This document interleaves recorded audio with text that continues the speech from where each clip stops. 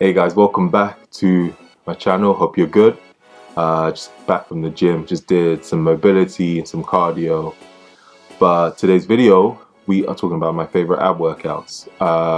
My go-to core and ab training that I do with my core workout. It always rotates. So these that I'm going to show you in the video are staples that I always have, but I try and change it and mix it up and play around with it so it's not too boring. Keeps it more interesting. Just like the arm workout I did, I'm going to show you individually what I do and explain a little bit of why I do them. However, when I do abs, I tend to do them as a giant set. So I'll probably do about 3 sets and giant sets of each for about 12 to 15 reps or 12 reps. You want to keep it simple. It's just to keep the intensity on training my abs. I always like to train them either before a session, so let's say before a bodybuilding session, or I make time to train them when I do my mobility workouts as well. If you're going to train your core and your abs, train them seriously. Train them as much as you would train your chest, your biceps. Put as much intensity into training your core as you do training every other body part. So prioritize them. Having a strong core, not just having abs, visible abs, but a strong core, which is all around the stomach, helps with overhead pressing, it helps with squats, helps with deadlifts. A lot of Olympic movements, we need a strong core. So let's get to the video and I'll explain to you my favorite workouts. So first workout, we are going to be doing the broom sweep. Now this is a classic that it's been around for a while. I do these to target my obliques. Now a lot of people tend to use weights to do obliques, so side crunches. I don't do that. I don't do anything that's weighted when it comes to oblique sessions. Every time I twist, either to the left or the right, take a deep breath in before you twist, and then out and squeeze your obliques hard you can every time you twist. So making sure that you're not just going through the motions, you are actually contracting the muscle, especially your obliques, every time you twist to the left or to the right. I usually tend to do about 3 sets of these and stick to about, I would say, 12, so alternating each side.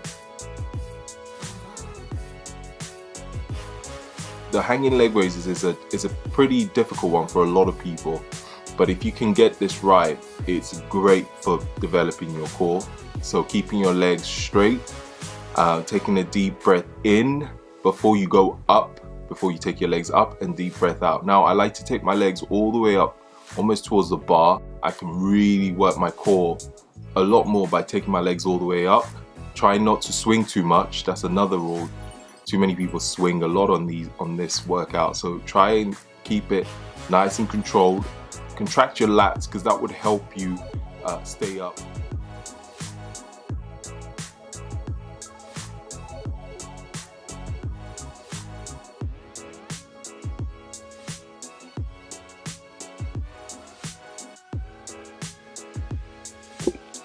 So next we have same thing again, hanging leg raises, but this time with your knees tucked, knees bent. Now this is slightly easier, a slightly easier version. Again, keeping it nice and controlled. Focus on your breathing. Out when you go up, in when you come down. Simple. Now a great alternative to these two, if you can't hang off the bar, is doing them on the mat to start. So same thing, straight leg raises and knees bent leg raises. Those can be done on the mat if you struggle with hanging off a bar. We have the barbell rollout. It is very similar to a stability ball rollout on your knees and the ab wheel rollout, but I like to use the barbell. So when you roll the bar all the way out, take a deep breath out, and when you roll the bar in, take a deep breath in. Now try and keep the eccentric phase, so when you roll out the bar, slow it down, again 2 to 3 seconds tempo. Nice and slow when you roll it out, and then in as quick as you can. So out nice and slow. With the rollouts, it really works your core, really targets your core. If you haven't done these before, try it. It is brutal. I would even sometimes take the tempo to a 5-second tempo when I'm going all the way down.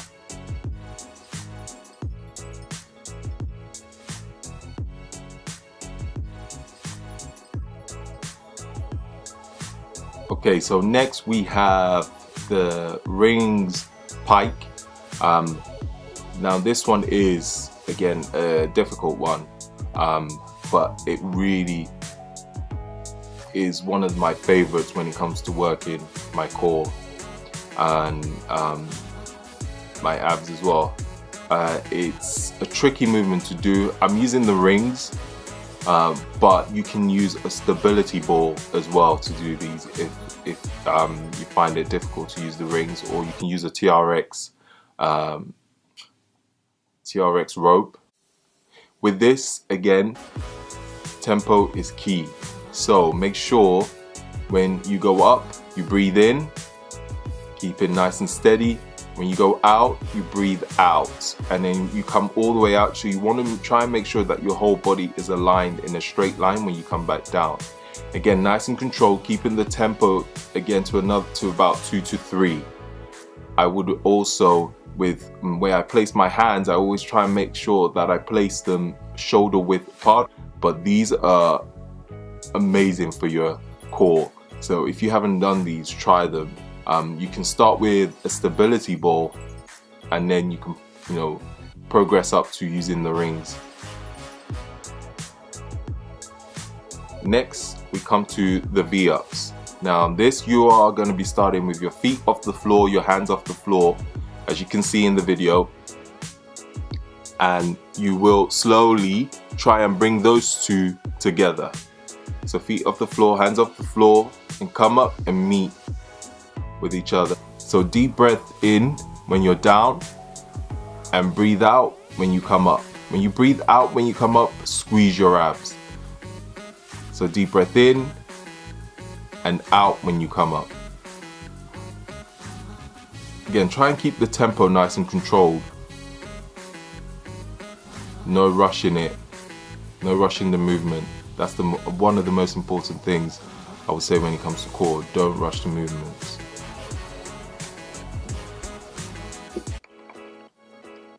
So the next one is a strange one. I actually don't know the name for it, so I just call it the V-up seesaw.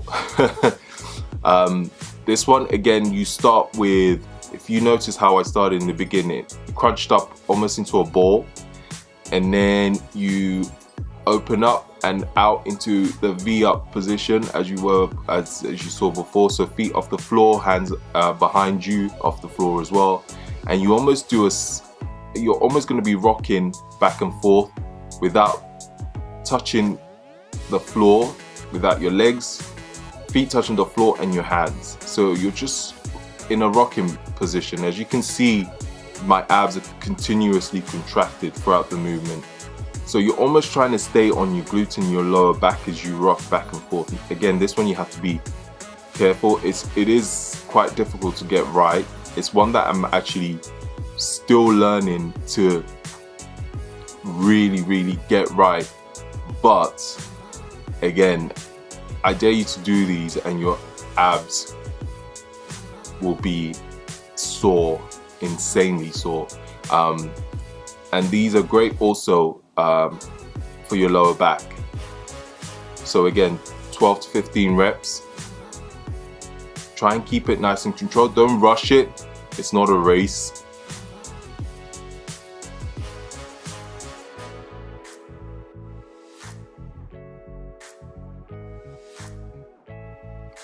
So next we have the Superman, which is a great core workout that I love doing. You always know how strong your core is getting is when you can do these easily and comfortably without shaking, or without shaking to one side or the other. Now you start with your hands shoulder width apart on the mats. I like to point my hands out slightly also on the floor, and then my feet again slightly wider than my hips. So you want to take up your right arm and your left leg at the same time. Now again, if this is one that I'm still trying to get 100% right, but it's far better. It's such a great test to how strong your core is getting. Again, so try and do these. I try and keep to about 12 reps, alternate each side, or you can stick to one side and you do 6 on one side and then change to do 6 on the other side. If you want to make this harder, someone told me to do this and I thought it was ridiculous, but close your eyes and do them. It makes it a lot more difficult, but actually makes you focus a lot more on the movement. What I've also done is put an easier version. So this one will be on your knees. Same principle. And then when you can really get the hang of it on the easier version, you can progress up to the harder version. So the Superman.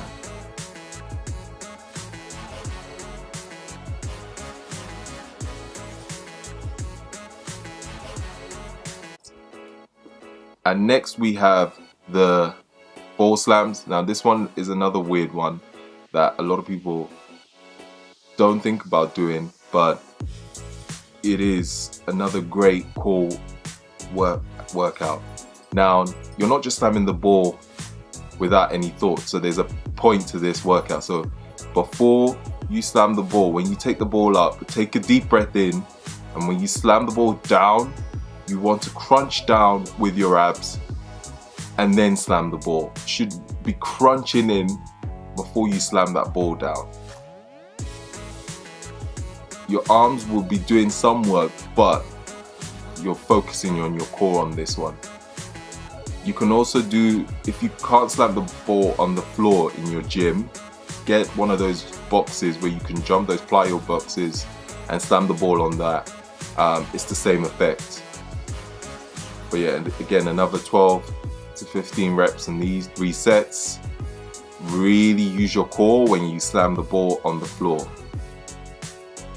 Breathing is key again with this one. Take a deep breath in when you take your arms over your head. Breathe out and you slam the ball down onto the floor.